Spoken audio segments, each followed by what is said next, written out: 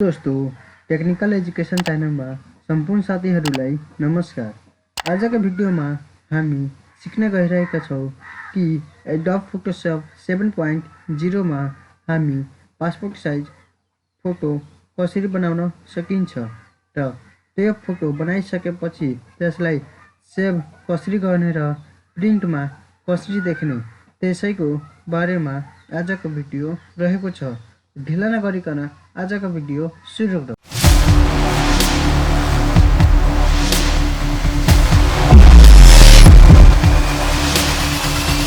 सबभन्दा पहिला हामी फोटोशपलाई ओपन गर्नको लागि विन्डो प्लस आर र यसमा टाइप गर्नुहोस् फोटोशप।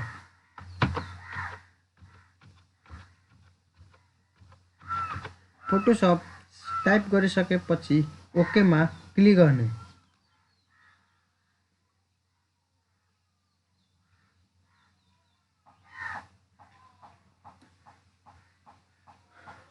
अब हामी जुन फोटोलाई पासपोर्ट साइज फोटो बनाउनको लागि त्यो फोटोलाई हामीलाई ओपन गर्नुपर्छ। ओपन गर्नको लागि फाइलमा गएर ओपनमा क्लिक गर्यो भने त्यो फोटो ओपन भइहाल्छ।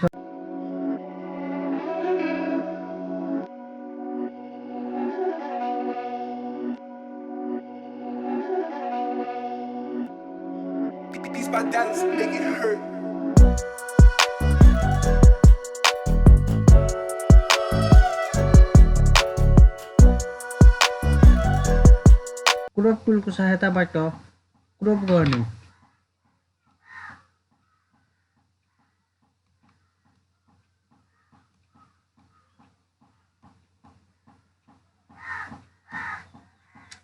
अब क्रोप गरिसकेपछि इन्टर प्रेस गर्ने।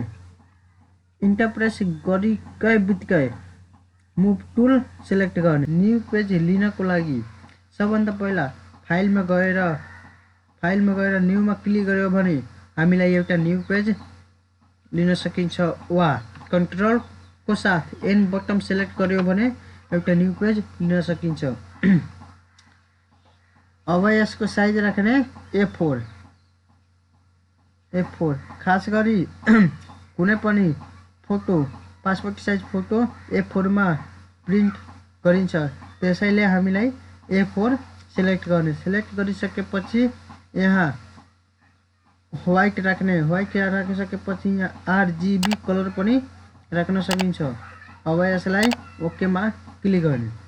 ओकेमा क्लिक गरिसकेपछि अलि यसलाई सानो गर्ने।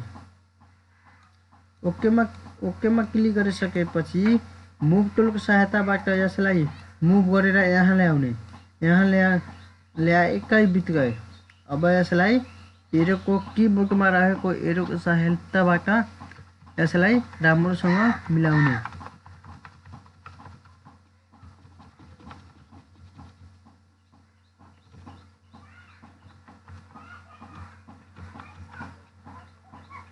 अब यसलाई पहिला हामी यो लेयरलाई सिलेक्ट गर्ने। सिलेक्ट गरिसकेपछि कन्ट्रोल अल्ट शिफ्ट र माउसलाई यहाँ खिच्ने।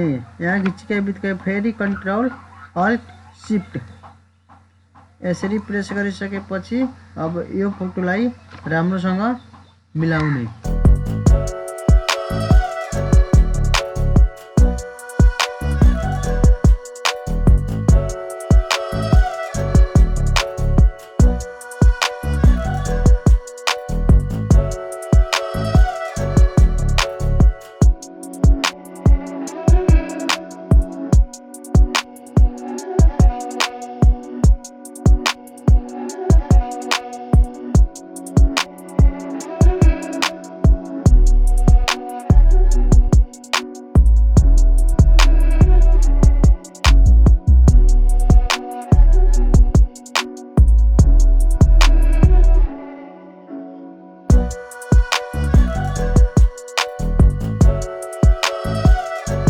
यसलाई सेभ गर्नु छ भने फाइलमा गएर यहाँ सेभमा क्लिक गर्ने।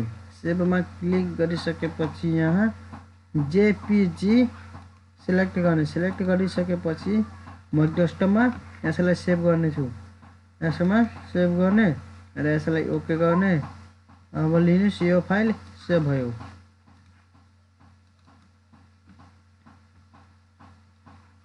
हेर्नुहोस्, यो फोटो सेभ भयो।